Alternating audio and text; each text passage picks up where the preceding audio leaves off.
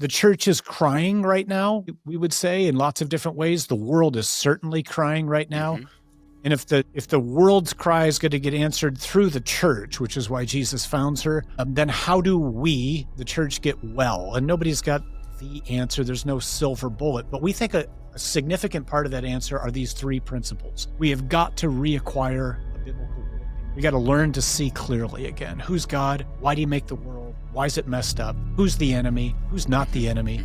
What, if anything, has God done about it? The second we call it's not enough to be a staff, meaning we have to move in the church from being high-functioning but often dysfunctional staffs to healthy teams, but then more than teams, because teams aren't biblical. We have to really relearn again how to be a family on mission, how to love each other as brothers and sisters, with respecting, of course, both the hierarchical structure and the uniqueness of men and women and ordained and lay.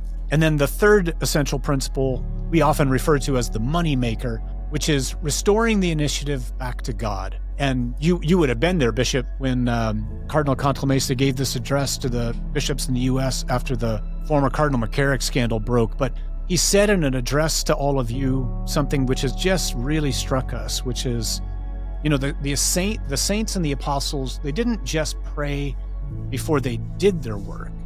They prayed in order to know what to do. And we would argue that in many places in the church right now, that's the most important thing, because prayer has often become something like an agenda item.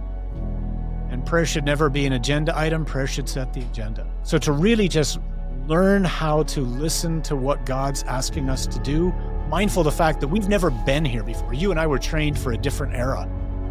We're trained for a Christendom era.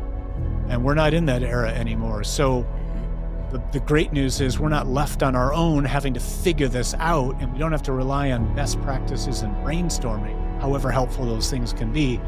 If we can really learn, once again, how to pray in order to know what to do, then we can trust that God will lead us in the direction that He's calling us to go.